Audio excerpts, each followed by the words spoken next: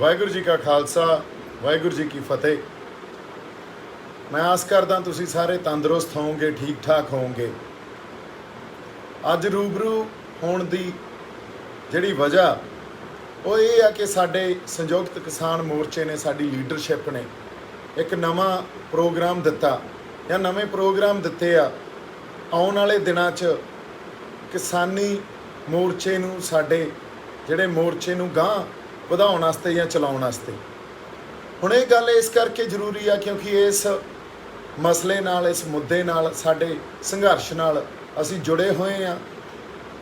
लड़ाई किसानी तक कल्ली सीमित नहीं है, लड़ाई साडी होंद दी आ, लड़ाई साडी पछाण दी आ, लड़ाई साडे वास्ते साडियां ओह जमीनां दी आ जिहदे नाल साडा सभ्याचार जुड़िया होया, जिहदे नाल साडी सियासत जुड़ी हुई आ, जिहदे नाल साडी माँ बोली जुड़ी आ, जिहदे नाल पंजाब या उत्थे वसदे लोग उन्हां दीयां रूहां जुड़ियां। सो इन्हां गल्लां नूं समझण लई बड़े लंबे समय तो आपां गल्लां करदे आ रहे हैं, एक बिरतांत रचदे आ रहे हैं, आपदा नैरेटिव दिंदे आ रहे हैं। अज जो प्रोग्राम संयुक्त किसान मोर्चे वल्लों, साडी लीडरशिप वल्लों सामने आए आ भी 8 मिनट हॉर्न बजाओ या ट्रैफिक किते घंटे 2 घंटिਆਂ ਲਈ ਆਪਾਂ ਰੋਕਾਂਗੇ, पर ਉਹਦੇ 'ਚ ट्रैफिक नहीं रोकना। स्टेट हाईवे ਤੇ ਉਹਦੇ ਤੇ ਪ੍ਰਦਰਸ਼ਨ ਕੀਤਾ ਜਾਊਗਾ, ਨੈਸ਼ਨਲ ਹਾਈਵੇ ਤੇ ਔਰਤਾਂ ਸਿਲੰਡਰ ਲੈ ਕੇ ਘਰੋਂ ਬਾਹਰ ਆਉਣ, ਬਿਜਲੀ ਤੇ ਪੈਟਰੋਲ ਦੇ ਜਿਹੜੇ ਮੁੱਲ ਵਧੇ ਆ ਜਾਂ ਡੀਜ਼ਲ ਦੇ ਵਧੇ ਆ ਉਹਦੇ ਤੇ ਵੀ ਪ੍ਰਦਰਸ਼ਨ ਕੀਤਾ ਜਾਊਗਾ। ਇਹਦੇ ਲਈ ਸਾਡੀ ਲੀਡਰਸ਼ਿਪ ਨੂੰ ਮੈਂ ਇਹ ਕਹਿ ਰਿਹਾ ਵੀ ਸਾਨੂੰ ਮੁੜ ਤੋਂ ਸਾਡਾ ਮੋਰਚਾ ਕਿੱਥੇ ਖੜਾ ਜਾਂ ਅੱਜ ਮੋਰਚੇ ਦੀ ਬਣਤਰ ਕੀ ਆ, ਇਹਨੂੰ ਐਨਾਲਾਈਜ਼ ਕਰਨ ਦੀ ਜ਼ਰੂਰਤ ਆ। ਉਹ ਇਸ ਕਰਕੇ ਜ਼ਰੂਰਤ ਆ ਵੀ ਜਿਸ ਤਰ੍ਹਾਂ ਦੇ ਪ੍ਰੋਗਰਾਮ ਤੁਸੀਂ ਦੇ ਰਹੇ ਹੋ ਉਹਦਾ ਲੋਕਾਂ ਦੇ ਰਿਸੋਰਸਿਸ, ਲੋਕਾਂ ਦਾ ਟਾਈਮ ਇਹ ਤੋਂ ਵੇਸਟ ਕਰਾਉਣ ਤੋਂ ਵੱਧ ਕੋਈ ਮਤਲਬ ਨਹੀਂ ਆ। ਔਰ ਇਹਦਾ ਇੱਕ ਮਤਲਬ ਹੋਰ ਆ ਵੀ ਮੋਰਚੇ ਨੂੰ ਤੁਸੀਂ ਉਹਦੇ ਸਲੋ ਡੈਥ ਵੱਲ ਲੈ ਕੇ ਜਾ ਰਹੇ ਹੋ ਤੇ ਲੋਕਾਂ ਨੂੰ ਵਾਰ-ਵਾਰ ਧੱਕ ਰਹੇ ਹੋ ਇਸ ਮੋਰਚੇ 'ਚ, ਜਿਹਦਾ ਰਿਜ਼ਲਟ ਕੁਛ ਨਹੀਂ ਨਿਕਲਣਾ। ਇਸ ਮੋਰਚੇ ਨੇ ਹੌਲੀ ਹੌਲੀ ਕਿਸੇ ਇੱਕ ਡੈਡ ਐਂਡ ਤੇ ਜਾ ਕੇ ਖੜ ਜਾਣਾ। ਇਹੋ ਜਿਹੇ ਪ੍ਰੋਗਰਾਮ, ਲੜਾਈ ਅਸੀਂ ਸਟੇਟ ਨਾਲ ਲੜ ਰਹੇ ਹਾਂ, ਲੜਾਈ ਅਸੀਂ ਸਰਕਾਰ ਨਾਲ ਲੜ ਰਹੇ ਹਾਂ। ਤੁਸੀਂ ਆਪ ਇਹ ਗੱਲ ਕਹਿੰਦੇ ਹੁੰਦੇ ਸੀ ਵੀ ਇਹ ਤਾਂ ਕਿਸਾਨੀ ਦੀ ਜਾਂ ਕਿਸਾਨ ਦੇ ਹਿੱਤਾਂ ਦੀ ਲੜਾਈ ਆ, ਇਹਨੂੰ ਇਹ ਤੋਂ ਬਾਹਰ ਨਾ ਲੈ ਕੇ ਜਾਇਆ ਜਾਵੇ।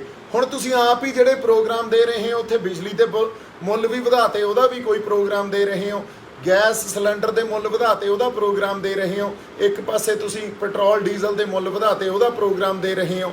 ਸੋ ਕਿਸਾਨੀ ਹਿੱਤਾਂ ਦੀ ਜਾਂ ਕਿਸਾਨਾਂ ਦੀ ਗੱਲ ਇੱਥੇ ਕਿੱਥੇ ਰਹਿ ਗਈ? ਸੋ ਪਹਿਲਾਂ ਤੁਸੀਂ ਇਹ ਡਿਸਾਈਡ ਕਰੋ ਵੀ ਤੁਸੀਂ ਜਿਹੜੀ ਗੱਲ ਇੱਕ ਸਮੇਂ 'ਤੇ ਮੈਂ ਬਾਰ-ਬਾਰ ਕਰਦਾ ਰਿਹਾ ਵੀ ਇਹ ਪੋਲੀਟੀਕਲ ਸ਼ਿਫਟ, ਸਟਰਕਚਰਲ ਸ਼ਿਫਟ ਦੀ ਜ਼ਰੂਰਤ ਹੈ। ਇੱਥੇ ਪੋਲੀਟੀਕਲ ਸ਼ਿਫਟ ਦੀ ਵੀ ਜ਼ਰੂਰਤ ਨਹੀਂ ਆ। ਤੁਸੀਂ ਇਸ ਮੋਰਚੇ ਨੂੰ ਅੰਨਾ ਹਜ਼ਾਰੇ ਦਾ ਅੰਦੋਲਨ ਨਾ ਬਣਾਓ ਵੀ ਤੁਹਾਨੂੰ ਲੱਗਦਾ ਵੀ ਅਸੀਂ ਇਸ ਸਰਕਾਰ ਨੂੰ ਲਾ ਕੇ ਤੇ ਦੂਜੀ ਸਰਕਾਰ ਲੈ ਆਵਾਂਗੇ ਤਾਂ ਕੋਈ ਸਾਨੂੰ ਹੱਲ ਮਿਲ ਜੂ। ਅੰਨਾ ਹਜ਼ਾਰੇ ਦੇ ਅੰਦੋਲਨ ਵੇਲੇ ਕਾਂਗਰਸ ਨੂੰ ਲਾ ਕੇ ਬੀਜੇਪੀ ਆ ਗਈ, ਹੱਲ ਮਿਲ ਗਿਆ। ਉਹਨੇ ਜਿਹੜਾ ਮੋਰਚਾ ਉਸ ਟਾਈਮ ਅੰਦੋਲਨ ਕੀਤਾ ਸੀ ਉਹ ਕਿਸੇ ਮਹਿੰਗਾਈ ਤੇ, ਕਿਤੇ ਕਰਪਸ਼ਨ ਤੇ, ਇਹਨਾਂ ਗੱਲਾਂ ਤੇ ਕੀਤਾ ਸੀ। ਤੇ ਉਸ ਅੰਦੋਲਨ ਤੋਂ ਬਾਅਦ ਵੀ ਜਦੋਂ ਕੋਈ ਨਵੀਂ ਸਰਕਾਰਾਂ ਬਣੀਆਂ ਉਹ ਪ੍ਰੋਬਲਮਸ ਐਗਰੀਵੇਟ ਹੀ ਹੋਈਆਂ, ਵਧੀਆਂ ਨਹੀਂ ਆ ਤੇ ਘਟੀਆਂ ਨਹੀਂ ਇਹ ਕਦੇ। ਸੋ ਜਦੋਂ ਤੱਕ ਇਹ ਇੱਕ ਸਟਰਕਚਰਲ ਚੇਂਜ ਨਹੀਂ ਲੈ ਕੇ ਆਉਂਦੇ ਅਸੀਂ, ਜਿਹਨੂੰ ਪੋਲੀਟੀਕਲ ਸਟਰਕਚਰਲ ਚੇਂਜ ਕਹਿੰਦੇ ਆ, ਤੇ ਅਸੀਂ ਇਹ ਸੋਚਾਂਗੇ ਵੀ ਇਹ ਪ੍ਰੋਬਲਮ ਸੋਲਵ ਹੋ ਜਾਣਗੀਆਂ ਜਾਂ ਤੁਹਾਡੇ ਦਿੱਤਿਆਂ ਇਹ ਪ੍ਰੋਬਲਮਸ ਸੋਲਵ ਹੋ ਜਾਣਗੀਆਂ ਜਾਂ ਲੋਕ ਇਹਨਾਂ ਲਈ ਜਾਗਰੂਕ ਹੋ ਕੇ ਸਰਕਾਰ ਨੂੰ ਲਾ ਕੇ ਨਵੀਂ ਸਰਕਾਰ ਬਹਾ ਦੇਣਗੇ, ਫਿਰ ਅਸੀਂ ਇਹ ਡਿਸਾਈਡ ਕਰੀਏ ਵੀ ਸਾਡੀ ਲੜਾਈ ਹੈ ਕੀ। ਸਾਡੀ ਲੜਾਈ ਕਿਸਾਨੀ ਦੀ ਲੜਾਈ ਆ ਕਿ ਸਾਡੀ ਇੱਕ ਪੋਲੀਟੀਕਲ ਸ਼ਿਫਟ ਦੀ ਲੜਾਈ ਆ ਜਿਹਨੇ ਇਸ ਮਸਲੇ ਨੂੰ ਹੱਲ ਨਹੀਂ ਕਰਨਾ ਉਦੋਂ ਤੱਕ ਜਦੋਂ ਤੱਕ ਅਸੀਂ ਸਟਰਕਚਰਲ ਚੇਂਜਸ ਨਹੀਂ ਲੈ ਕੇ ਆਉਂਦੇ। ਸੋ ਮੈਂ ਬੇਨਤੀ ਇਹੀ ਕਰਾਂਗਾ ਵੀ ਆਪਾਂ ਕਿਸਾਨੀ 'ਤੇ ਰਹੀਏ, ਕਿਸਾਨੀ ਦੇ ਹਿੱਤਾਂ ਨੂੰ ਜਾਂ ਇਹਨਾਂ ਬਿੱਲਾਂ ਨੂੰ ਧਿਆਨ 'ਚ ਰੱਖਦੇ ਹੋਏ ਪ੍ਰੋਗਰਾਮ ਦਈਏ। ਲੋਕ ਤੁਸੀਂ ਮੋਰਚੇ ਨੂੰ ਦਿੱਲੀੋਂ ਲੈ ਕੇ ਪੰਜਾਬ ਵੱਲ ਨੂੰ ਧੱਕ ਦਿੰਦੇ ਹੋ, ਇਹ ਤਾਂ ਪਤਾ ਹੀ ਆ ਪੰਜਾਬ ਤੇ ਹਰਿਆਣੇ ਦੇ ਲੋਕ ਤੁਹਾਡੇ ਨਾਲ ਜੁੜੇ ਹੋਏ ਆ। ਪੰਜਾਬ ਤੇ ਹਰਿਆਣੇ ਨੂੰ ਨਹੀਂ ਤੁਸੀਂ ਤੰਗ ਕਰਨਾ, ਤੁਸੀਂ ਦਿੱਲੀ ਨੂੰ ਤੰਗ ਕਰਨਾ। ਇਹ ਸੋਚੋ ਪੰਜਾਬ 'ਚ ਸਾਡੀਆਂ ਬੁੜੀਆਂ ਘਰੋਂ ਬਾਹਰ ਸਿਲੰਡਰ ਲੈ ਕੇ ਆਉਣ, ਇਹ ਮਕਸਦ ਨਹੀਂ ਆ ਸਾਡਾ। ਸਾਡਾ ਮਕਸਦ ਕੀ ਆ? ਸਾਡਾ ਮਕਸਦ ਅਸੀਂ ਕਹਿੰਦੇ ਆ ਵੀ ਦਿੱਲੀ ਘੇਰੀ ਬੈਠੇ ਆ ਅੱਜ ਦੀ ਜੇ ਅਸੀਂ ਮੋਰਚੇ ਦੀ ਬਣਤਰ ਦੇਖੀਏ ਤਾਂ ਇਹ ਗੱਲ ਬਿਲਕੁਲ ਝੂਠ ਆ ਵੀ ਅਸੀਂ ਦਿੱਲੀ ਨਹੀਂ ਘੇਰੀ ਬੈਠੇ। ਦਿੱਲੀ ਅਸੀਂ ਘੇਰੀ ਸੀ 26 ਨਵੰਬਰ ਤੋਂ 26 ਜਨਵਰੀ ਤਾਈਂ। ਉਦੋਂ ਬਾਅਦ ਅਸੀਂ ਦਿੱਲੀ 'ਚ ਇੱਕ ਇਹੋ ਜਿਹੀ ਜਗ੍ਹਾ ਬਣਾ ਲਈ ਜਿੱਥੇ ਅਸੀਂ ਆਪਦਾ ਇੱਕ ਕੰਫਰਟ ਜਿਹਾ ਕ੍ਰੀਏਟ ਕਰ ਲਿਆ, ਜਿਹਦੇ ਨਾਲ ਦਿੱਲੀ ਨੂੰ ਜਾਂ ਦਿੱਲੀ ਦੇ ਲੋਕਾਂ ਨੂੰ ਕੋਈ ਫਰਕ ਨਹੀਂ ਪੈਂਦਾ। ਹੁਣ ਉੱਥੇ ਅਸੀਂ ਬੈਠੇ ਹਾਂ, ਆਪਦਾ ਕੰਫਰਟ ਕ੍ਰੀਏਟ ਕਰ ਲਿਆ, ਤੇ ਮੋਰਚੇ ਦਾ ਜਿਹੜਾ ਸਾਰਾ ਪ੍ਰੈਸ਼ਰ ਸੀ ਜਾਂ ਇੱਕ ਸਾਡੀ ਪਾਵਰ ਸੀ, ਇੱਕ ਪਾਸੇ ਜੇ ਸਰਕਾਰ ਦੀ ਪਾਵਰ ਸੀ ਤਾਂ ਇੱਕ ਪਾਸੇ ਸਾਡੀ ਵੀ ਪਾਵਰ ਸੀ। ਅਸੀਂ ਸਰਕਾਰ ਨੂੰ ਇਹ ਕਹਿ ਕੇ ਡਰਾਉਂਦੇ ਸੀ ਵੀ ਆਹ ਲੋਕ ਆ ਜਿਹੜੇ ਸਾਡੀ ਪਾਵਰ ਆ ਤੇ ਤੁਸੀਂ ਆਪਦੀ ਪਾਵਰ ਮਿਸਯੂਜ਼ ਨਾ ਕਰੋ, ਨਹੀਂ ਤਾਂ ਸਾਨੂੰ ਵੀ ਕੁਝ ਕਰਨਾ ਪਊਗਾ। ਉਹ ਪਾਵਰ ਵੀ ਤੁਸੀਂ ਖਤਮ ਕਰ ਲਈ। 26 ਤਰੀਕ ਨੂੰ ਸਰਕਾਰ ਕੋਲੇ ਤਾਂ ਹਮੇਸ਼ਾ ਹੀ ਕਿਸੇ ਵੀ ਸਟੇਟ ਕੋਲੇ ਇਹ ਪਾਵਰ ਹੁੰਦੀ ਆ ਇੱਕ ਨੈਰੇਟਿਵ ਚਲਾਉਣ ਦੀ, ਵੀ ਜੋ ਤੁਸੀਂ ਪ੍ਰੋਗਰਾਮ ਦਿੱਤਾ ਉਹਨੂੰ ਇਸ ਢੰਗ ਨਾਲ ਪੇਸ਼ ਕਰਦੇ ਆ ਵੀ ਬਹੁਤ ਵੱਡੀ ਕੋਈ ਗਲਤੀ ਹੋ ਗਈ ਤੇ ਇਸ ਗਲਤੀ ਕਾਰਨ ਤੁਹਾਡੇ ਤੇ ਕੋਈ ਰਿਪਰੈਸ਼ਨ ਵੀ ਹੋ ਸਕਦਾ ਜਾਂ ਤੁਹਾਡੇ ਤੇ ਜ਼ੁਲਮ ਹੋ ਸਕਦਾ। ਇਹ ਤਾਂ ਸਰਕਾਰ ਦਾ ਇੱਕ ਚਲਾਇਆ ਹੋਇਆ ਬਿਰਤਾਂਤ ਸੀ, ਨੈਰੇਟਿਵ ਸੀ। ਇਸ ਬਿਰਤਾਂਤ ਨੂੰ ਦੋ ਢੰਗਾਂ ਨਾਲ ਲੜਨਾ ਸੀ ਆਪਾਂ, ਇੱਕ ਤਾਂ ਮਾਨਸਿਕ ਤੌਰ ਤੇ, ਸਾਈਕੋਲੋਜੀਕਲ ਤੌਰ ਤੇ, ਤੇ ਇੱਕ ਫਿਜ਼ੀਕਲੀ ਵੀ। ਅਸੀਂ ਉੱਥੇ ਲੀਡਰਸ਼ਿਪ ਨੇ ਸਾਡੀ ਨੇ ਆਈਡੈਂਟੀਫਾਈ ਨਹੀਂ ਕੀਤਾ ਇਸ ਗੱਲ ਨੂੰ। ਮਾਨਸਿਕ ਲੜਾਈ ਤਾਂ ਹਾਰੀ, ਫਿਜ਼ੀਕਲ ਲੜਾਈ ਵੀ ਹਾਰ ਗਈ, ਤੇ ਉੱਥੋਂ ਸਾਡੇ ਬੰਦਿਆਂ ਨੂੰ ਤੋੜਤਾ, ਨੌਜਵਾਨਾਂ ਨੂੰ ਤੋੜਤਾ, ਔਰ ਇੰਟਰਨਲ ਜਿਹੜਾ ਸਾਡੇ ਆਪਦੇ ਗਰੁੱਪ ਸੀ, ਜਿਵੇਂ ਮੇਰੇ ਵਰਗੇ ਉੱਥੇ ਬੈਠੇ ਸੀ, ਹੋਰ ਬੜੇ ਬੰਦੇ ਬੈਠੇ ਸੀ, ਸੰਸਥਾਵਾਂ ਬੈਠੀਆਂ ਸੀ, ਉਹਨਾਂ ਨੂੰ ਵੀ ਤੋੜਤਾ, ਤੇ ਉਹਨਾਂ ਤੇ ਜਿਹੜਾ ਹਥਿਆਰ ਜਾਂ ਜਿਹੜੇ ਹਥਿਆਰ ਸਰਕਾਰ ਵੱਲ ਕਰਕੇ ਚਲਾਉਣੇ ਸੀ ਉਹ ਆਪਦੇ ਬੰਦਿਆਂ ਤੇ ਹੀ ਚਲਾਉਣ ਲੱਗ ਗਏ। ਸੋ ਤੁਸੀਂ ਜਿਹੜੀ ਇੱਕ ਆਪਦੀ ਪਾਵਰ ਸੀ ਨਾ ਲੋਕਾਂ ਦੀ, ਉਹ ਖੋਹ ਲਈ, ਔਰ ਲੋਕਾਂ ਨੇ ਜਾਂ ਇਸ ਮੋਰਚੇ ਨੇ ਉਦੋਂ ਤੱਕ ਰਿਵਾਈਵ ਨਹੀਂ ਹੋਣਾ ਜਦੋਂ ਤੱਕ ਤੁਸੀਂ ਆਪਦੀਆਂ ਗਲਤੀਆਂ ਨੂੰ ਆਈਡੈਂਟੀਫਾਈ ਨਹੀਂ ਕਰੋਗੇ, ਜਦੋਂ ਤੱਕ ਤੁਸੀਂ ਅੱਜ ਮੋਰਚੇ 'ਚ ਜੋ ਅਸੀਂ ਖੜੇ ਕਿੱਥੇ ਆ, ਸਾਡੀ ਪਾਵਰ ਕਿੱਥੇ ਆ, ਉਹਨੂੰ ਆਈਡੈਂਟੀਫਾਈ ਨਹੀਂ ਕਰੋਗੇ, ਉਦੋਂ ਤੱਕ ਜੇ ਅਸੀਂ ਕਹੀਏ ਮੋਰਚੇ ਨੂੰ ਰਿਵਾਈਵ ਕਰ ਲਾਂਗੇ ਤਾਂ ਇਹ ਸਾਡੀ ਖੁਸ਼ਫਹਿਮੀ ਆ। ਲੜਾਈ ਅਸੀਂ ਬਿੱਲਾਂ ਨੂੰ ਰੱਦ ਕਰਾਉਣ ਦੀ ਕਰ ਰਹੇ ਹਾਂ, ਲੜਾਈ ਅਸੀਂ ਯੈਸ ਤੇ ਨੋ ਦੀ ਲੜ ਰਹੇ ਹਾਂ, ਪਰ ਯੈਸ ਤੇ ਨੋ ਵਾਲੀ ਸਾਡੇ ਕੋਲੇ ਪਾਵਰ ਹੈਗੀ ਆ। ਇਹ ਤੁਸੀਂ ਆਪਦੇ ਆਪ ਨੂੰ ਪੁੱਛ ਕੇ ਦੇਖ ਲਓ, ਮੰਨੋ ਚਾਹੇ ਨਾ ਮੰਨੋ, ਸਾਡੇ ਕੋਲੇ ਅੱਜ ਨੈਗੋਸੀਏਸ਼ਨ ਦੀ ਪਾਵਰ ਵੀ ਨਹੀਂ ਆ, ਤੇ ਯੈਸ ਨੋ ਦੀ ਪਾਵਰ ਤਾਂ ਸਾਡੇ ਕੋਲੇ ਮੈਨੂੰ ਲੱਗਦਾ 26 ਜਨਵਰੀ ਨੂੰ ਅਸੀਂ ਖੋਹਤੀ ਸੀ। ਸੋ ਜੇ ਅੱਜ ਤੁਸੀਂ ਡਾਇਲੌਗ ਵੀ ਸਟਾਰਟ ਕਰਦੇ ਹੋ, ਤੁਹਾਡੇ ਕੋਲੇ ਉੱਥੇ ਵੀ ਤੁਹਾਨੂੰ ਕੁਝ ਨਹੀਂ ਮਿਲਣਾ। ਇਸ ਕਰਕੇ ਆਪਦੀ ਪਾਵਰ ਨੂੰ, ਇੱਕ ਤਾਂ ਪ੍ਰੈਜ਼ੈਂਟ ਮੋਰਚਾ ਖੜਾ ਕਿੱਥੇ ਆ, ਤੇ ਆਪਦੀ ਪਾਵਰ ਨੂੰ ਆਈਡੈਂਟੀਫਾਈ ਕਰੋ। ਜਿਹੜਾ ਬੰਦਾ ਤੁਹਾਨੂੰ ਕੋਈ ਚਾਰ ਗੱਲਾਂ ਆ ਕੇ ਕਹਿੰਦਾ ਔਰ ਤੁਹਾਡੇ ਪ੍ਰੋਗਰਾਮ ਦਿੱਤੇ ਹੋਏ ਉਹਦੇ ਬਾਰੇ ਕੋਈ ਐਨਾਲਾਈਜ਼ ਕਰਕੇ ਤੁਹਾਨੂੰ ਗੱਲ ਦੱਸਦਾ, ਉਹਨੂੰ ਤੁਸੀਂ ਇਹ ਨਾ ਸਮਝੋ ਵੀ ਇਹ ਬੀਜੇਪੀ ਦਾ ਬੰਦਾ, ਤੁਸੀਂ ਇਹੀ ਗੱਲਾਂ ਕਹਿ ਕੇ ਬੀਜੇਪੀ ਦਾ ਬੰਦਾ, ਇਹ ਪਲਾਂਟਡ ਬੰਦਾ। ਮੈਂ ਤਾਂ ਦੂਰ ਬੈਠਾ, ਜੇ ਮੈਂ ਪਿੰਡਾਂ 'ਚ ਜਾ ਕੇ ਲੋਕਾਂ ਨੂੰ ਲਾਮਬੰਦ ਕਰ ਰਿਹਾ ਸੀ, ਤੁਹਾਡੇ ਉਹ ਹਜਮ ਨਹੀਂ ਹੋਇਆ। ਜੇ ਮੈਂ ਪੰਜਾਬ 'ਚ ਰਹਿ ਕੇ ਉੱਥੇ ਲੋਕਾਂ ਨੂੰ ਮਿਲਦਾ ਜਾਂ ਮੋਰਚੇ 'ਚ ਆਉਣਾ, ਤੁਹਾਡੇ ਉਹ ਹਜਮ ਨਹੀਂ ਹੁੰਦਾ। ਔਰ ਇਕੱਲਾ ਮੈਂ ਹੀ ਨਹੀਂ, ਡਾਕਟਰ ਸਵਾਈਮਾਨ ਸਿੰਘ ਵਰਗੇ, ਡਿਪਟੀ ਸਾਹਿਬ ਵਰਗੇ, ਹੋਰ ਸਾਡੀਆਂ ਸਿੱਖ ਸੰਸਥਾਵਾਂ, ਤੁਸੀਂ ਜਿਸ ਤਰ੍ਹਾਂ ਉੱਥੋਂ ਇੱਕ ਸਿੱਖ ਸਪਿਰਿਟ ਨੂੰ ਮਾਈਨਸ ਕੀਤਾ।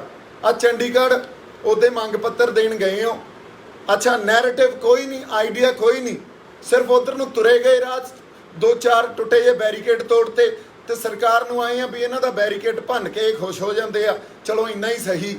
ਉੱਥੇ ਕੋਈ ਨਿਸ਼ਾਨ ਸਾਹਿਬ ਨਹੀਂ, ਉੱਥੇ ਕਿਸੇ ਤਰ੍ਹਾਂ ਦਾ ਜਿਹੜਾ ਆਪਾਂ ਇਹ ਕਹਿ ਦਈਏ ਵੀ ਜਿਹੜੇ ਝੰਡੇ ਥੱਲੇ ਜਾਂ ਜਿਹੜੇ ਝੰਡੇ ਨੇ ਤੁਹਾਨੂੰ ਦਿੱਲੀ ਜਾ ਕੇ ਬਿਠਾਇਆ ਸੀ, ਜਿਹੜੀਆਂ ਫੌਜਾਂ ਨੇ ਤੁਹਾਨੂੰ ਦਿੱਲੀ ਜਾ ਕੇ ਬਿਠਾਇਆ ਸੀ, ਉਹਨਾਂ ਫੌਜਾਂ ਦੀ ਕੋਈ ਮੌਜੂਦਗੀ ਨਹੀਂ ਸੀ ਉੱਥੇ। ਤੁਸੀਂ ਆਪਦੇ ਆਪ ਨੂੰ ਜਰਨੈਲ ਕਹਿੰਦੇ ਹੋ, ਜਰਨੈਲ 26 ਨਵੰਬਰ ਨੂੰ ਪਿੱਛੇ ਸੀ ਤੇ ਫੌਜਾਂ ਅੱਗੇ ਸੀ, ਜਰਨੈਲ ਨੂੰ ਤਾਂ ਅੱਗੇ ਹੋਣਾ ਚਾਹੀਦਾ ਨਾ, ਪਰ ਫਿਰ ਵੀ ਤੁਹਾਨੂੰ ਮਾਨ ਸਨਮਾਨ ਦਿੱਤਾ, ਤੁਹਾਨੂੰ ਜਰਨੈਲਾਂ ਵਾਂਗੂ ਅੱਗੇ ਜਾ ਕੇ ਬਿਠਾਇਆ ਵੀ ਹੁਣ ਤੁਸੀਂ ਸਰਕਾਰ ਨਾਲ ਲੜੋ।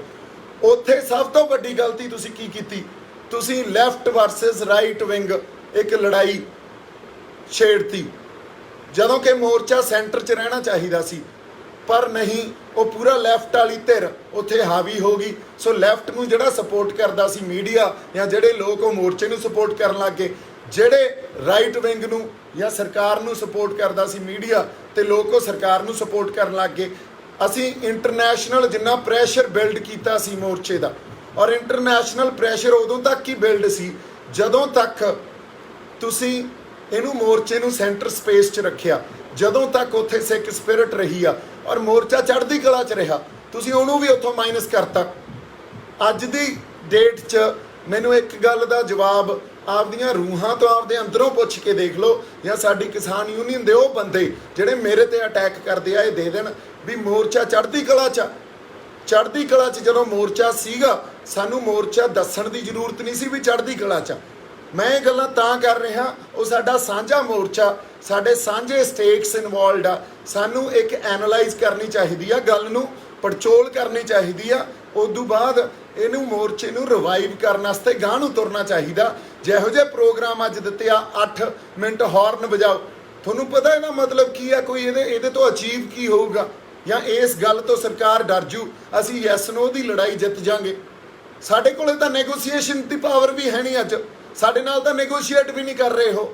ਸੋ ਇਹਨਾਂ ਗੱਲਾਂ ਨੂੰ ਵਿਚਾਰਨਾ, ਇਹਨਾਂ ਗੱਲਾਂ ਨੂੰ ਸਮਝਣਾ ਬੜਾ ਜ਼ਰੂਰੀ ਆ। ਅਸੀਂ ਦਿੱਲੀ ਨੂੰ ਘੇਰੀ ਨਹੀਂ ਬੈਠੇ। ਅੱਜ ਅਸੀਂ ਦਿੱਲੀ 'ਚ ਇੱਕ ਜਗ੍ਹਾ ਜੀ ਬਣਾਈ ਬੈਠੇ ਆ ਜਿਹਦੇ ਨਾਲ ਸਰਕਾਰ ਨੂੰ ਕੋਈ ਫਰਕ ਨਹੀਂ ਪੈਂਦਾ। ਫਿਰ ਚੜੂਨੀ ਸਾਹਿਬ ਵਰਗੇ ਬੰਦੇ ਆ ਕੇ ਇਹ ਕਹਿ ਦਿੰਦੇ ਆ ਵੀ ਮੇਰਾ ਸੁਜੈਸ਼ਨ ਇਹ ਆ, ਅਸੀਂ ਹੱਥ ਬੰਨ੍ਹ ਕੇ ਦਿੱਲੀ ਨੂੰ ਜਾਈਏ, ਅਸੀਂ ਦਿੱਲੀ ਦੇ ਅੰਦਰ ਮਾਰਚ ਕਰੀਏ। ਬਾਈ ਜੀ, ਗੱਲ ਇਹ ਆ ਵੀ ਅਸੀਂ ਪੀਸਫੁਲ ਮੋਰਚਾ ਚਲਾ ਰਹੇ ਹਾਂ, ਚਲੋ ਮੰਨ ਲਈ ਗੱਲ, ਪਰ ਅਸੀਂ ਗੁਲਾਮ ਤਾਂ ਨਹੀਂ ਆ ਨਾ। ਗੁਲਾਮਾਂ ਵਰਗੇ ਪ੍ਰੋਗਰਾਮ ਤਾਂ ਨਾ ਦਿਓ, ਭਿਖਾਰੀਆਂ ਵਰਗੇ ਪ੍ਰੋਗਰਾਮ ਤਾਂ ਨਾ ਦਿਓ ਵੀ ਹੱਥ ਬੰਨ੍ਹ ਕੇ ਦਿੱਲੀ ਨੂੰ ਹੋ ਲਓ। ਭਿਖਾਰੀਆਂ ਨੂੰ ਕੁਝ ਨਹੀਂ ਮਿਲਦਾ ਹੁੰਦਾ। ਬੈਗਰਸ ਕਾਂਟ ਬੀ ਚੂਜ਼ਰਸ। ਸੋ ਹੱਕ ਲੈਣੇ ਪੈਂਦੇ ਹੁੰਦੇ ਆ। ਹੱਕ ਕਦੇ ਵੀ ਸਰਕਾਰ ਨਹੀਂ ਦਿੰਦੀ, ਸਾਨੂੰ ਕਦੇ ਵੀ ਆਪਦੀ ਵਿਕਟਰੀ ਉਹ ਨਹੀਂ ਦੇਊਗੀ। ਸਾਨੂੰ ਆਪਦੀ ਵਿਕਟਰੀ ਆਪ ਕ੍ਰੀਏਟ ਕਰਨੀ ਪਊਗੀ। ਜੇ ਤੁਸੀਂ ਉੱਥੇ ਪੀਸਫੁਲ ਦਾ ਮਤਲਬ ਵੀ ਉਹਦਾ ਮਿਸਇੰਟਰਪ੍ਰੇਟ ਕਰਦੇ ਹੋ ਤਾਂ ਇਹਦਾ ਲੀਡਰਸ਼ਿਪ ਨੂੰ ਸੋਚਣੀ ਚਾਹੀਦੀ ਆ ਗੱਲ। ਮੇਰੇ ਖਿਆਲ 'ਚ ਪ੍ਰੋਗਰਾਮ ਉਹ ਦਿਓ ਜਿਹਦੇ ਨਾਲ ਇੱਕ ਵਾਰੀ ਫੇਰ ਨੌਜਵਾਨ ਵਰਗ ਤੁਹਾਡੇ ਨਾਲ ਜੁੜੇ, ਜਿਹਦੇ ਨਾਲ ਨੌਜਵਾਨੀ ਜਿਹੜੀ ਨੌਜਵਾਨੀ ਨੇ ਇਸ ਮੋਰਚੇ 'ਚ ਰੰਗ ਬੰਨੇ ਸੀ, ਜਿਹਨੇ ਇਸ ਮੋਰਚੇ 'ਚ ਇੱਕ ਗਲੈਮਰ ਪੈਦਾ ਕੀਤਾ ਸੀ, ਜਿਹੜਾ ਇੱਕ ਸਾਡਾ ਪ੍ਰੈਸ਼ਰ ਗਰੁੱਪ ਸੀ ਸਰਕਾਰ ਤੇ, ਉਸ ਅਕੋਰਡਿੰਗਲੀ ਪ੍ਰੋਗਰਾਮ ਦੇਣੇ ਚਾਹੀਦੇ ਆ। ਤੁਸੀਂ ਪ੍ਰੈਸ਼ਰ ਕੁੱਕਰ ਵਾਂਗੂ ਵਰਕ ਨਾ ਕਰੋ ਵੀ ਥੱਲੇ ਲੋਕਾਂ ਦਾ ਪ੍ਰੈਸ਼ਰ ਪੈਂਦਾ ਤੇ ਸੀਟੀ ਉੱਤੇ ਚੱਕ ਦਿੰਦੇ ਹੋ ਤੇ ਇੱਕ ਟੁੱਟਿਆ ਜਾਂ ਕੋਈ ਪ੍ਰੋਗਰਾਮ ਦੇ ਜਾਂਦੇ ਹੋ ਤੇ ਉਸ ਪ੍ਰੋਗਰਾਮ ਤੇ ਲੋਕਾਂ ਨੂੰ ਵੀ ਇਹ ਆ ਵੀ ਅਸੀਂ ਦੇਤੇ ਪ੍ਰੋਗਰਾਮ, ਹੁਣ ਆ ਕਰੀਏ ਆਪਾਂ। ਉਹਦੇ ਨਾਲ ਹੋਣਾ ਕੁਛ ਨਹੀਂ। ਅਸੀਂ ਆਪਦੀ ਜਿਹੜੀ ਇਹ ਕਹਿ ਲਓ ਵੀ ਸਲੋ ਡੈਥ ਵੱਲ ਵੱਧ ਰਹੇ ਹਾਂ, ਇੱਕ ਡੈਡ ਐਂਡ ਤੇ ਜਾ ਕੇ ਖੜੇ ਹੋ ਜਾਾਂਗੇ। ਆਪਦੇ ਰਿਸੋਰਸਿਸ ਵੇਸਟ ਕਰ ਰਹੇ ਹਾਂ।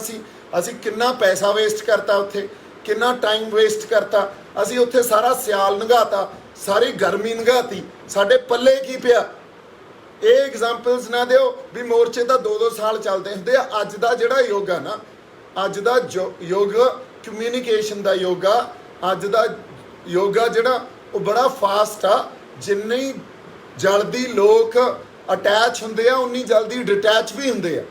ਸਰਕਾਰ ਤਾਂ ਚਾਹੁੰਦੀ ਆ ਵੀ ਇਹ ਹੌਲੀ ਹੌਲੀ ਡਿਟੈਚ ਹੋ ਜਾਣ ਤੇ ਮੋਰਚਾ ਇੱਥੋਂ ਖਤਮ ਹੋ ਜੇ, ਤੇ ਤੁਸੀਂ ਉਸ ਗੱਲ ਨੂੰ ਗਾਂਹ ਵਧਾਵਾ ਦੇ ਰਹੇ ਹੋ। 26 ਜਨਵਰੀ ਨੂੰ ਦੇਖੋ ਤੁਸੀਂ ਕਿਵੇਂ ਮਾਨਸਿਕ ਲੜਾਈ ਹਾਰੇ, ਕਿਵੇਂ ਫਿਜ਼ੀਕਲ ਲੜਾਈ ਹਾਰੇ, ਤੇ ਜਿਹੜੇ ਹਥਿਆਰ ਸਰਕਾਰ ਤੇ ਚਲਾਉਣੇ ਸੀ ਉਹ ਸਾਡੇ ਬੰਦਿਆਂ ਤੇ ਚਲਾਉਣ ਲੱਗ ਗਏ। ਤੁਹਾਡੇ ਕੋਲੇ ਕੀ ਅਧਿਕਾਰ ਸੀ ਵੀ ਤੁਸੀਂ ਉੱਥੋਂ ਬੰਦਿਆਂ ਦਾ ਸੋਸ਼ਲ ਬਾਈਕਾਟ ਦੀ ਕਾਲ ਦਿਓ? ਤੁਸੀਂ ਕਿਵੇਂ ਡਿਕਟੇਟਰ ਹੋ? ਡਿਕਟੇਟਰ ਤਾਂ ਮੋਦੀ ਆ, ਮੋਦੀ ਦੀ ਰਜੀਮ ਆ। ਫਿਰ ਇੱਕ ਡਿਕਟੇਟਰ ਬਣ ਕੇ ਤਾਂ ਡਿਕਟੇਟਰ ਨਾਲ ਨਾ ਲੜੋ ਨਾ। ਇੱਕ ਪਾਸੇ ਤਾਂ ਤੁਸੀਂ ਇਹ ਗੱਲ ਕਹਿ ਰਹੇ ਹੋ ਵੀ ਅਸੀਂ ਇੱਕ ਡੈਮੋਕ੍ਰੈਟਿਕ ਲੜਾਈ ਲੜ ਰਹੇ ਹਾਂ, ਇੱਕ ਡੈਮੋਕ੍ਰੈਟਿਕ ਮੀਨਸ ਦੇ ਅਕੋਰਡਿੰਗਲੀ ਲੜਾਈ ਲੜ ਰਹੇ ਹਾਂ। ਫਿਰ ਉੱਥੇ ਤੁਹਾਨੂੰ ਜੇ ਕੋਈ ਕ੍ਰਿਟਿਸਾਈਜ਼ ਕਰਦਾ ਜਾਂ ਉੱਥੇ ਤੁਹਾਨੂੰ ਕਿਸੇ ਢੰਗ 'ਚ ਕੋਈ ਵੱਖਰੀ ਤਰ੍ਹਾਂ ਦੀ ਸਲਾਹ ਦਿੰਦਾ, ਤੁਸੀਂ ਉਹਦੀ ਸਲਾਹ ਲੈਣ ਦੀ ਬਜਾਏ ਉਹਨੂੰ ਦੁਸ਼ਮਣ ਮੰਨ ਲੈਂਦੇ ਹੋ, ਉਹਨੂੰ ਬਦਨਾਮ ਕਰਦੇ ਹੋ, ਸਰਕਾਰ ਦੇ ਨਾਲ ਮਿਲ ਕੇ ਬਦਨਾਮ ਕਰਦੇ ਹੋ। ਸੋ ਡਿਕਟੇਟਰ ਬਣ ਕੇ ਜੇ ਤੁਸੀਂ ਕਹੋਗੇ ਸਰਕਾਰ ਨਾਲ ਲੜੋਗੇ ਜਾਂ ਉਹਨਾਂ ਬੰਦਿਆਂ ਨਾਲ ਲੜੋਗੇ ਵੀ ਜਿਹੜੇ ਡਿਕਟੇਟਰਸ਼ਿਪ ਆਪ ਕਰ ਰਹੇ ਆ, ਫਿਰ ਤਾਂ ਨਹੀਂ ਲੜਾਈ ਲੜੀ ਜਾਣੀ। ਇਹ ਤਾਂ ਉਹ ਗੱਲ ਹੋ ਗਈ ਵੀ ਇੱਕ ਮੋਦੀ ਰਜੀਮ ਆ ਜਾਂ ਮੋਦੀ ਅੰਪਾਇਰ ਆ, ਤੇ ਮੋਦੀ ਅੰਪਾਇਰ ਵੀ ਕਿਸੇ ਦੀ ਗੱਲ ਨਹੀਂ ਸੁਣਦੀ, ਉਹਨਾਂ ਨੂੰ ਵੀ ਕਿਸੇ ਦੀ ਪਰਵਾਹ ਨਹੀਂ। ਤੇ ਇੱਥੇ ਤੁਸੀਂ ਵੀ ਇੱਕ ਅੰਪਾਇਰ ਦੇ ਅੰਡਰ ਅੰਪਾਇਰ ਚਲਾ ਰਹੇ ਹੋ, ਤੁਹਾਨੂੰ ਵੀ ਕਿਸੇ ਦੀ ਗੱਲ ਨਹੀਂ ਸੁਣਨੀ ਪਸੰਦ, ਤੇ ਤੁਸੀਂ ਵੀ ਕਿਸੇ ਦੀ ਪਰਵਾਹ ਨਹੀਂ ਕਰਦੇ ਵੀ ਇੱਥੇ ਜੇ ਉਹੀ ਬੋਲੂ ਜਿਹਨੂੰ ਅਸੀਂ ਬੋਲਣ ਦੇਵਾਂਗੇ। ਇੱਕ ਪੁਲਿਸਿੰਗ ਚਲਾ ਰੱਖੀ ਆ ਉੱਥੇ, ਅਦਰਵਾਈਜ਼ ਸਟੇਜ ਤੋਂ ਫੜ ਕੇ ਲਾ ਦਿੰਦੇ ਹੋ, ਅਦਰਵਾਈਜ਼ ਉੱਥੇ ਉਹੀ ਬੈਠੂਗਾ ਜਿਹਨੂੰ ਤੁਸੀਂ ਚਾਹੋਗੇ, ਅਦਰਵਾਈਜ਼ ਬੰਦੇ ਮਾਰਨੇ ਪੈਣ, ਬੰਦਿਆਂ ਨੂੰ ਬਦਨਾਮ ਕਰਨਾ ਪਵੇ, ਬੰਦਿਆਂ ਤੇ ਆਪਦੇ ਦੁੱਖੀ ਤਿੱਖੀ ਦੇ ਬੰਦੇ ਇਹ ਲਾ ਕੇ ਉਹਨਾਂ ਦੇ ਅਗੇਂਸਟ ਇੰਟਰਵਿਊਜ਼ ਦੇਣੀਆਂ ਪੈਣ। ਜੇ 26 ਜਨਵਰੀ ਨੂੰ ਕੁਝ ਗਲਤ ਹੋਇਆ ਸੀ ਤਾਂ ਲੀਡਰਸ਼ਿਪ 'ਚੋਂ ਕੋਈ ਜੇਲ੍ਹ ਕਿਉਂ ਨਹੀਂ ਗਿਆ? ਹੋਰ ਕੋਈ ਬੰਦਾ ਮੋਹਰੀਆਂ 'ਚੋਂ ਜੇਲ੍ਹ ਕਿਉਂ ਨਹੀਂ ਗਿਆ? ਕੱਲਾ ਦੀਪ ਸਿੱਧੂ ਜੇਲ੍ਹ ਜਾ ਕੇ ਆਇਆ। ਇਹ ਕਿਉਂ ਬਈ? ਇੱਕ ਇਸ ਕਰਕੇ ਕਿਉਂਕਿ ਉਹ ਸਿਰਫ ਸਰਕਾਰ ਦਾ ਚਲਾਇਆ ਹੋਇਆ ਨੈਰੇਟਿਵ ਸੀ। ਤੁਸੀਂ ਆਪਦਾ ਬੰਦਾ ਅੰਦਰ ਕਰਾਇਆ। ਜੇ ਤੁਸੀਂ ਖੜ ਜਾਂਦੇ ਤੁਹਾਡਾ ਬੰਦਾ ਅੰਦਰ ਨਹੀਂ ਹੋਣਾ ਸੀ। ਚਲੋ ਕੋਈ ਗੱਲ ਨਹੀਂ, ਮੈਂ ਅੰਦਰ ਜਾ ਆਇਆ। ਪਰ ਬਾਕੀਆਂ ਦੀਆਂ ਜਿਵੇਂ ਬਾਹਰੋਂ ਬਾਹਰ ਬੇਲਾਂ ਹੋਈਆਂ, ਉਹ ਇਸ ਕਰਕੇ ਹੋਈਆਂ ਵੀ ਉੱਥੇ ਗਲਤ ਕੁਛ ਨਹੀਂ ਹੋਇਆ ਸੀ। ਉਹ ਇਸ ਕਰਕੇ ਨਹੀਂ ਹੋਈਆਂ ਵੀ ਉਹ ਮੋਦੀ ਦੇ ਬੰਦੇ ਆ। ਤਾਂ ਉਹਨਾਂ ਨੇ ਕੁਛ ਗਲਤ ਨਹੀਂ ਕੀਤਾ ਤੇ ਗਲਤ ਕੁਛ ਵੀ ਨਹੀਂ ਹੋਇਆ ਸੀ। ਸਾਡੇ ਜੁਗਰਾਜ ਦੀ ਬੇਲ ਵੀ ਬਾਹਰੋਂ ਬਾਹਰ ਹੋ ਗਈ। ਦੇਖ ਲਓ ਤੁਸੀਂ, ਜਿਹੜੇ ਬੰਦੇ ਨੇ ਖਾਲੀ ਪੋਲ ਤੇ ਜਾ ਕੇ ਝੰਡਾ ਲਾਇਆ, ਇਹਦਾ ਮਤਲਬ ਕਾਨੂੰਨ ਵੀ ਇਹ ਕਹਿੰਦਾ ਵੀ ਅਸੀਂ ਗਲਤ ਕੁਛ ਨਹੀਂ ਕੀਤਾ ਸੀ। ਉਹ ਜੱਜ ਵੀ ਮੰਨ ਗਈ। ਸੋ ਤੁਸੀਂ ਉਸ ਵੇਲੇ ਕਿੱਡਾ ਵੱਡਾ ਨੈਰੇਟਿਵ ਚਲਾ ਕੇ ਤੁਸੀਂ ਬੰਦਿਆਂ ਦਾ ਨੁਕਸਾਨ ਨਹੀਂ ਕੀਤਾ, ਮੋਰਚੇ ਦਾ ਨੁਕਸਾਨ ਕੀਤਾ। ਅੱਜ ਮੇਰੀ ਲੀਡਰਸ਼ਿਪ ਨੂੰ ਅਪੀਲ ਆ, ਇਕੱਠੇ ਹੋ ਕੇ ਅਸੀਂ ਸਾਰੇ ਇਕੱਠੇ ਹੋ ਕੇ ਪੜਚੋਲ ਕਰੀਏ ਤੇ ਕੋਈ ਪ੍ਰੋਗਰਾਮ ਇਹੋ ਜਿਹੇ ਦਈਏ ਜਿੱਥੇ ਅਸੀਂ ਮੁੜ ਕੇ ਵਾਪਸ ਫਿਰ ਬੰਦਿਆਂ ਨੂੰ ਤੇ ਯੂਥ ਨੂੰ ਵਾਪਸ ਮੋਰਚੇ 'ਚ ਅਸੀਂ ਜੋੜ ਸਕੀਏ। ਉਹਦੇ ਲਈ ਉਹਨਾਂ ਨੇ ਉਦੋਂ ਤੱਕ ਨਹੀਂ ਆਉਣਾ ਜਦੋਂ ਤੱਕ ਤੁਸੀਂ ਆਪਦੀਆਂ ਗਲਤੀਆਂ ਦਾ ਅਹਿਸਾਸ ਨਹੀਂ ਕਰਦੇ ਤੇ ਤੁਸੀਂ ਇਹ ਨਹੀਂ ਕਹਿੰਦੇ ਵੀ ਨਹੀਂ ਤੁਸੀਂ ਸਾਡੇ ਲਈ ਇੰਪੋਰਟੈਂਟ ਹੋ। ਰਾਜੇਵਾਲ ਸਾਹਿਬ ਵਰਗੇ ਆ ਕੇ ਇਹ ਗੱਲ ਕਹਿ ਦਿੰਦੇ ਆ ਵੀ ਪਰਚੇ ਹੀ ਪੈਂਦੇ ਹੁੰਦੇ ਆ, ਹੋਰ ਇੱਥੇ ਕਿਹੜਾ ਹਾਰ ਪੈਂਦੇ ਆ। ਬਾਈ ਜੀ, ਇਹ ਇਨਸੈਂਸਿਟਿਵ ਗੱਲਾਂ ਹੁੰਦੀਆਂ, ਗੱਲਾਂ ਨੂੰ ਸਮਝੋ। ਇੱਕ ਲੀਡਰਸ਼ਿਪ ਤੋਂ ਬੰਦਾ ਹਮੇਸ਼ਾ ਇਹ ਚਾਹੁੰਦਾ ਵੀ ਉਹਦੀ ਪਿੱਠ ਤੇ ਇੱਕ ਥਾਪੀ ਦਿੱਤੀ ਜਾਵੇ ਵੀ ਕੋਈ ਨਹੀਂ ਯਾਰ, ਤੂੰ ਸਾਡਾ ਸੋਲਜਰ ਆ ਤੇ ਅਸੀਂ ਖੜੇ ਆ ਨਾਲ। ਇੰਨੀ ਗੱਲ ਹੀ ਹੁੰਦੀ ਆ, ਹੋਰ ਕੁਛ ਨਹੀਂ। ਇੰਨੀ ਗੱਲ ਤੇ ਹੀ ਬੰਦੇ ਬੜਾ ਕੁਛ ਕਰ ਜਾਂਦੇ ਆ। ਪਰ ਇਹ ਅਸੀਂ ਗੱਲ ਹੀ ਨਹੀਂ ਕਰਨੀ। ਇੱਥੇ ਤਾਂ ਹਰ ਬੰਦੇ ਨੂੰ ਅਸੀਂ ਬਦਨਾਮ ਕਰਕੇ ਉਸ ਬੰਦੇ ਨੂੰ ਇਸ ਢੰਗ ਨਾਲ ਪੇਸ਼ ਕਰ ਦੇਣਾ ਵੀ ਉਹ ਗਦਾਰੀ ਦੇ ਸਰਟੀਫਿਕੇਟ ਵੰਡ ਦਿੱਤੇ ਜਾਂਦੇ ਆ। ਯੋਗੇਂਦਰ ਯਾਦਵ, ਸਾਨੂੰ ਸਭ ਨੂੰ ਪਤਾ ਲੱਗ ਗਿਆ ਵੀ ਉਹ ਪਲਾਂਟਡ ਬੰਦਾ। ਸਾਨੂੰ ਸਭ ਨੂੰ ਪਤਾ ਲੱਗ ਗਿਆ ਵੀ ਉਸ ਬੰਦੇ ਨੇ ਜਿੰਨਾ ਨੁਕਸਾਨ ਕੀਤਾ ਉਹ ਸਰਕਾਰ ਵੀ ਨਹੀਂ ਕਰ ਸਕੀ। ਉਹਦੀ ਅਗਵਾਈ 'ਚ ਤੁਸੀਂ ਅੱਜ ਵੀ ਬੈਠੇ ਹੋ, ਅੱਜ ਵੀ ਉਹਦੀ ਅਗਵਾਈ 'ਚ ਪ੍ਰੋਗਰਾਮ ਦਿੰਦੇ ਹੋ। ਐਡੀ ਤੁਹਾਡੀ ਕੀ ਮਜਬੂਰੀ ਆ ਵੀ ਯੋਗੇਂਦਰ ਯਾਦਵ ਕੱਢਿਆ ਕਿਉਂ ਨਹੀਂ ਗਿਆ ਹਜੇ ਤਾਈਂ? ਸੋ ਮੋਰਚੇ ਨੂੰ ਤੁਸੀਂ ਸਰਕਾਰ ਦੇ ਢੰਗਾਂ ਕਰਕੇ ਜਾਂ ਉਹਨਾਂ ਦੇ ਅਨੁਸਾਰ ਚਲਾ ਰਹੇ ਹੋ ਕਿ ਲੋਕਾਂ ਖਾਤਰ ਚਲਾ ਰਹੇ ਹੋ? ਪਹਿਲਾਂ ਇਸ ਗੱਲ ਨੂੰ ਕਲੀਅਰ ਕਰੋ ਪਲੀਜ਼। ਸੋ ਜਿਹੜੀ ਗੱਲ, ਇਹ ਜਿਹੜਾ ਮੋਰਚਾ ਸੀ ਨਾ, ਇਹ ਸਰਕਾਰ ਦੇ ਖਿਲਾਫ ਲਾਇਆ ਸੀ ਆਪਾਂ। ਮੋਰਚਾ ਅਗੇਂਸਟ ਈਚ ਅਦਰ ਨਹੀਂ ਲਾਇਆ ਸੀ ਵੀ ਇੱਕ ਦੂਜੇ ਦੇ ਖਿਲਾਫ ਆਪਾਂ ਮੋਰਚਾ ਲਾਤਾ। ਮੇਰੀ ਤੁਹਾਨੂੰ ਬੇਨਤੀ ਆ, ਜਿਹੜੀ ਸਰਕਾਰ ਦੇ ਖਿਲਾਫ ਆਪਾਂ ਮੋਰਚਾ ਲਾਇਆ, ਇਹਨੂੰ ਉਸ ਸਰਕਾਰ ਦੇ ਖਿਲਾਫ ਹੀ ਲੜਾਈ 'ਚ ਸਾਨੂੰ ਲੱਗਣਾ ਚਾਹੀਦਾ। ਆਪਦੇ ਇੱਕ ਦੂਜੇ ਦੇ ਖਿਲਾਫ ਨਹੀਂ ਲੜਾਈ ਲੜਨੀ ਚਾਹੀਦੀ। ਅਗਲੀ ਗੱਲ, ਮੈਂ ਜਿਹੜੀ ਇੱਕ ਗੱਲ ਹੋਰ ਕਰਦਾ ਵੀ ਇੰਟਰਨਲ ਕੌਨਫਲਿਕਟ ਹਰ ਤਰ੍ਹਾਂ ਦੇ ਮੋਰਚਿਆਂ 'ਚ ਹੁੰਦੇ ਆ। ਇੰਟਰਨਲ ਕੌਨਫਲਿਕਟ ਅੱਜ ਤੱਕ ਦੁਨੀਆ 'ਚ ਜਿੱਥੇ ਵੀ ਅੰਦੋਲਨ ਹੋਏ ਆ ਉਹਦੇ 'ਚ ਇੰਟਰਨਲ ਕੌਨਫਲਿਕਟ ਹੁੰਦੇ ਆ। ਔਰ ਜਿਹੜੇ ਇੰਟਰਨਲ ਕੌਨਫਲਿਕਟ ਹੁੰਦੇ ਆ, ਇੱਕ ਧਿਰ ਕੁਛ ਹੋਰ ਸੋਚ ਰਹੀ ਹੁੰਦੀ ਆ, ਦੂਜੀ ਧਿਰ ਕੁਛ ਹੋਰ ਸੋਚ ਰਹੀ ਹੁੰਦੀ। ਇਹ ਕੌਨਫਲਿਕਟ ਤੁਹਾਡੇ ਆਪਸ 'ਚ 32 ਜਥੇਬੰਦੀਆਂ 'ਚ ਵੀ ਹੋਣਗੇ, ਪਰ ਅਸੀਂ ਉਹਨਾਂ ਤੋਂ ਇੱਕ ਦੂਜੇ ਦੇ ਆਈਡੀਆਜ਼ ਲੈਂਦੇ ਆ। ਫਿਰ ਉਹਨਾਂ ਦੇ ਜੇ ਮੋਰਚੇ ਲਈ ਉਹ ਲਾਹੇਵੰਦ ਆ ਜਾਂ ਉਹ ਪ੍ਰਭਾਵਸ਼ਾਲੀ ਆ, ਉਹਨਾਂ ਨੂੰ ਯੂਜ਼ ਕਰਦੇ ਆ। ਨਾ ਕਿ ਅਸੀਂ ਇਹ ਤੈਅ ਕਰ ਦਿੰਦੇ ਆ ਵੀ ਉਹ ਬੰਦਾ ਸਾਡਾ ਦੁਸ਼ਮਣ ਆ ਤੇ ਉਹ ਗਦਾਰ ਆ ਤੇ ਉਹ ਮੋਰਚੇ 'ਚ ਪਲਾਂਟਡ ਬੰਦਾ। ਔਰ ਆਧਾਰ ਕੁਛ ਵੀ ਨਹੀਂ ਹੋਣਾ ਇਸ ਗੱਲ ਦਾ। ਇੱਕ ਪੁਰਾਣੀ ਚੋਣਾਂ ਦੀ ਫੋਟੋਆਂ ਤੁਸੀਂ ਦਿਖਾ ਕੇ, ਇਹਦਾ ਸਭ ਨੂੰ ਪਤਾ ਵੀ ਉਹ ਚੋਣਾਂ ਵੇਲੇ ਦੀਆਂ ਫੋਟੋਆਂ ਸੀ ਮੇਰੀਆਂ, ਉਹ ਦਿਖਾ ਕੇ ਤੁਸੀਂ ਐਡਾ ਲੰਬਾ ਸੰਘਰਸ਼ੀ ਕਿਸੇ ਖਾਤੇ ਹੀ ਨਹੀਂ ਪਾਉਣਾ। ਤੇ ਉਹ ਬੰਦੇ ਨੂੰ ਇਸ ਢੰਗ ਤੱਕ ਸਰਕਾਰ ਨੇ ਵੀ ਅੱਜ ਇਨਕਮ ਟੈਕਸ ਤੋਂ ਲੈ ਕੇ, ਅੱਜ ਮਿਊਨਿਸਪਲ ਕਾਰਪੋਰੇਸ਼ਨ ਤੋਂ ਲੈ ਕੇ, NIA ਤੋਂ ਲੈ ਕੇ, ਹੋਰ ਕ੍ਰਾਈਮ ਬ੍ਰਾਂਚ ਤੋਂ ਲੈ ਕੇ, ਉਹ ਇੰਨਾ ਤੰਗ ਕਰ ਰੱਖਿਆ ਵੀ ਉਹਨੂੰ ਪਹਿਲਾਂ ਤਾਂ ਬਦਨਾਮ ਕਰ ਦਿਓ, ਫਿਰ ਇਹਨੂੰ ਆਈਸੋਲੇਟ ਕਰ ਦਿਓ, ਤੰਗ ਕਰ ਦਿਓ, ਤਾਂ ਕਿ ਇਹ ਤੰਗ ਹੋ ਕੇ ਇਹ ਕਹੇ ਵੀ ਯਾਰ ਮੈਂ ਤਾਂ ਇਕੱਲਾ ਰਹਿ ਗਿਆ, ਤੁਸੀਂ ਹੁਣ ਐ ਤਾਂ ਹੀ ਮਰਾਓ ਆਪਦੀ। ਨਵੇਂ ਬੰਦੇ ਨੂੰ ਤੁਸੀਂ ਖੜਾ ਹੀ ਨਹੀਂ ਕਰਨ ਦੇਣਾ, ਉਹਨੂੰ ਸਪੇਸ ਹੀ ਨਾ ਦੇਣਾ। ਇਹ ਤੁਹਾਡਾ ਜਿਹੜਾ ਇੱਕ ਢੰਗ ਬਣਿਆ ਹੋਇਆ ਨਾ, ਇਹ ਸੈਕਟੇਰੀਅਨ ਜਿਹੜੇ ਬਣੇ ਹੋਏ ਹੋ ਤੁਸੀਂ, ਇਹ ਪੰਜਾਬ ਦਾ ਨੁਕਸਾਨ ਕਰਾ ਰਹੀ ਆ ਗੱਲ। ਅੱਜ ਪੰਜਾਬ 'ਚ ਨਵੀਆਂ ਪੋਲੀਟੀਕਲ ਪਾਰਟੀਆਂ ਆ ਕੇ ਕਿਸੇ ਲੜਨ ਵਾਲੀ, ਚੋਣਾਂ ਲੜਨ ਵਾਲੀ ਧਿਰ ਨੇ ਇਹ ਗੱਲ ਨਹੀਂ ਕਹੀ ਵੀ ਅਸੀਂ ਜੇ ਸਾਡੀ ਸਰਕਾਰ ਬਣੀ ਤਾਂ ਅਸੀਂ ਕਿਸਾਨ ਬਿੱਲਾਂ ਨੂੰ ਰੱਦ ਕਰਾਵਾਂਗੇ ਜਾਂ ਇਸ ਲੜਾਈ 'ਚ ਤੁਹਾਡਾ ਸਾਥ ਦੇਵਾਂਗੇ। ਕਿਸੇ ਨੇ ਨਹੀਂ ਕਹੀ। ਲਓ, ਸਾਨੂੰ ਗੱਲਾਂ ਕੀ ਕਰੀ ਜਾਂਦੇ ਆ ਕਿ ਤੁਹਾਨੂੰ ਸਿੱਖ ਚਿਹਰਾ ਦੇਵਾਂਗੇ ਜਿਹੜਾ CM ਹੋਊਗਾ। ਸਿੱਖ ਚਿਹਰਾ ਤਾਂ ਸਾਡਾ PM ਵੀ ਰਿਹਾ, ਸਿੱਖ ਚਿਹਰਾ ਤਾਂ ਸਾਡਾ ਰਾਸ਼ਟਰਪਤੀ ਵੀ ਰਿਹਾ, ਉਦੋਂ ਹੋਮ ਮਿਨਿਸਟਰ ਵੀ ਰਿਹਾ, ਔਰ ਉਦੋਂ ਤਾਂ ਸਾਡੇ ਤੇ ਜੈਨੋਸਾਈਡ ਹੋਇਆ। ਸਿੱਖ ਚਿਹਰਾ ਜਦੋਂ ਰਾਸ਼ਟਰਪਤੀ ਸੀ, ਸਾਡਾ ਹੋਮ ਮਿਨਿਸਟਰ ਸੀ। ਸੋ ਸਿੱਖ ਚਿਹਰਾ ਸਾਨੂੰ ਦਿਓਗੇ, ਇਹਦੇ ਨਾਲ ਕੋਈ ਫਰਕ ਨਹੀਂ ਪੈਂਦਾ। ਉਹ ਪੰਜਾਬ ਹਤੈਸ਼ੀ ਹੈ ਕਿ ਨਹੀਂ ਆ, ਉਹ ਪੰਜਾਬ ਦੇ ਹੱਕਾਂ ਦੀ ਗੱਲ ਕਰਦਾ ਕਿ ਨਹੀਂ ਆ। ਉਹ ਚਾਹੇ ਕੋਈ ਡਾਕਟਰ ਗਾਂਧੀ ਵਰਗਾ ਹਿੰਦੂ ਚਿਹਰਾ ਹੀ ਹੋਵੇ ਤਾਂ ਵੀ ਕੋਈ ਫਰਕ ਨਹੀਂ ਪੈਂਦਾ। ਸੋ ਗੱਲ ਸਿੱਖ ਜਾਂ ਹਿੰਦੂ ਦੀ ਨਹੀਂ ਆ, ਇੱਥੇ ਪੰਜਾਬ ਹਤੈਸ਼ੀ ਦੀ ਗੱਲ ਹੋ ਰਹੀ ਆ।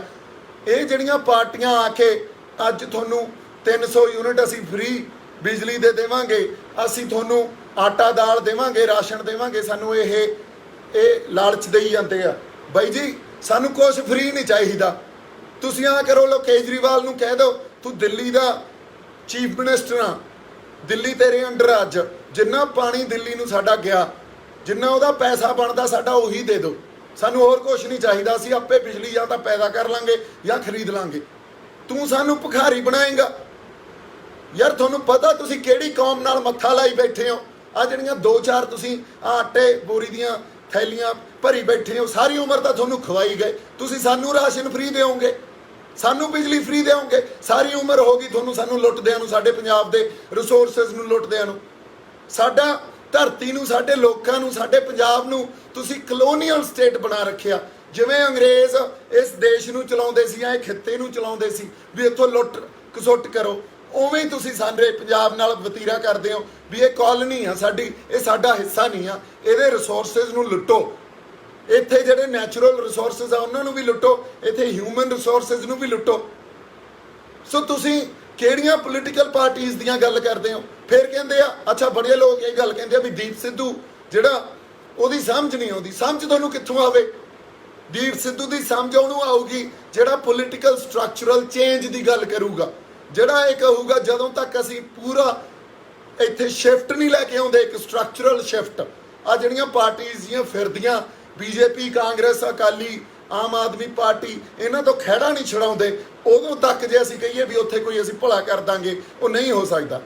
ਥੋੜੇ ਦਿਨਾਂ ਬਾਅਦ ਆਪਾਂ 2-3-4 ਗੱਲਾਂ ਹੋਰ ਕਰਨੀਆਂ ਬੜੀਆਂ ਜ਼ਰੂਰੀ ਆ। ਥੋੜੇ ਦਿਨਾਂ ਬਾਅਦ ਇੱਕ ਪੋਲੀਟੀਕਲ ਆਈਡੀਆ ਜੋ ਪੰਜਾਬ ਦਾ ਹੋਣਾ ਚਾਹੀਦਾ ਉਹ ਮੈਂ ਜਨਤਕ ਕਰੂੰਗਾ।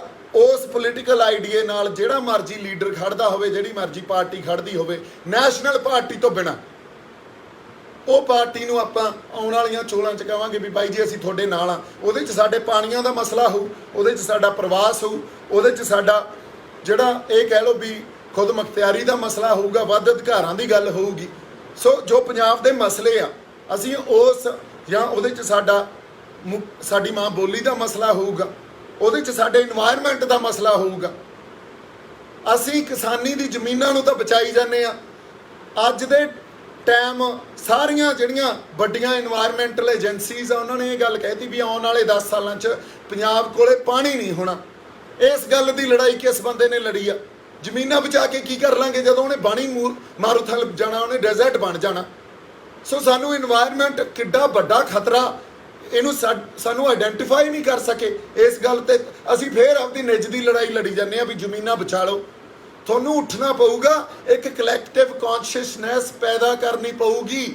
ਸਾਡੀ ਕੌਮ 'ਚ ਕਲੈਕਟਿਵ ਕੌਨਸ਼ੀਅਸਨੈਸ ਪੈਦਾ ਕਰਨੀ ਪਊਗੀ। ਜਦੋਂ ਤੱਕ ਸਾਡੇ ਕੋਲੇ ਕਲੈਕਟਿਵ ਕੌਨਸ਼ੀਅਸਨੈਸ ਨਹੀਂ ਪੈਦਾ ਹੋਊਗੀ ਸਾਡੇ 'ਚ, ਉਦੋਂ ਤੱਕ ਜੇ ਅਸੀਂ ਕਹੀਏ ਵੀ ਅਸੀਂ ਆਪਦੇ ਮਸਲਿਆਂ ਨੂੰ ਨਜਿੱਠ ਲਾਂਗੇ ਜਾਂ ਪੰਜਾਬ ਨੂੰ ਦੁਬਾਰਾ ਅਸੀਂ ਸਿਰਜ ਲਾਂਗੇ, ਇਹ ਨਹੀਂ ਹੋ ਸਕਦਾ। ਸੋ ਪਲੀਜ਼ ਕਲੈਕਟਿਵ ਕੌਨਸ਼ੀਅਸਨੈਸ ਤੇ ਗੱਲ ਕਰੋ, ਇੱਕ ਸਮੂਹਿਕ ਚੇਤਨਾ ਤੇ ਗੱਲ ਕਰੋ, ਉਹਦੇ ਲਈ ਕੁਛ ਆਪਾਂ ਯਤਨ ਕਰੀਏ। ਬੜੀਆਂ ਗੱਲਾਂ ਮੈਂ ਤੁਹਾਡੇ ਨਾਲ ਕਰਤੀਆਂ। ਅਗਲੀ ਗੱਲ ਜਿਹੜੀ ਮੈਂ ਕਰੂੰਗਾ ਵੀ ਠੀਕ ਆ, ਇੱਕ ਬਿਰਤਾਂਤ ਸ਼ੰਭੂ ਮੋਰਚੇ ਤੋਂ ਲੈ ਕੇ ਅੱਜ ਤੱਕ ਇੱਕ ਨੈਰੇਟਿਵ ਮੈਂ ਥਰੋ ਕੀਤਾ, ਰਚਿਆ, ਇਹ ਫੈਲਿਆ ਵੀ ਆ। ਇਦੋਂ ਬਾਅਦ ਅਗਲੀ ਜਿਹੜੀ ਲੋੜ ਆ ਹੁਣ ਇੱਕ ਸਟਰਕਚਰ ਬਣਾਉਣ ਦੀ ਆ, ਤੇ ਮੈਨੂੰ ਐਂ ਲੱਗਦਾ ਵੀ ਇੱਕ ਸਟਰਕਚਰ ਮੈਨੂੰ ਬਣਾਉਣਾ ਪੈਣਾ, ਇੱਕ ਸਟਰਕਚਰ ਸਿਰਜਣਾ ਪੈਣਾ ਜਿਹੜਾ ਸਾਡੇ ਪੰਜਾਬ ਦਾ ਯੂਥ ਆ ਜਾਂ ਸਾਡੇ ਜਿਹੜੇ ਸੁਹਿਰਦ ਲੋਕ ਆ ਜਿਨ੍ਹਾਂ ਦੀਆਂ ਜ਼ਮੀਰਾਂ ਜਾਗਦੀਆਂ, ਜਿਹੜੇ ਉਹਨਾਂ ਬੰਦਿਆਂ ਲਈ ਉਹ ਸਟਰਕਚਰ ਪੈਦਾ ਕਰਨਾ ਪੈਣਾ। ਸੋ ਆਉਣ ਵਾਲੇ ਸਮੇਂ 'ਚ ਮੈਂ ਇਹਨਾਂ ਗੱਲਾਂ ਤੇ ਕੰਮ ਕਰ ਰਿਹਾ। ਬਾਕੀ ਮੋਰਚੇ ਦੀ ਮੈਂ ਇੱਕ ਵਾਰੀ ਫੇਰ ਇਹ ਗੱਲ ਕਰਦਾ, ਬੜੀਆਂ ਗੱਲਾਂ ਕਿਸਾਨੀ ਮੋਰਚੇ ਨੂੰ ਲੈ ਕੇ ਕਰਨ ਦੀਆਂ।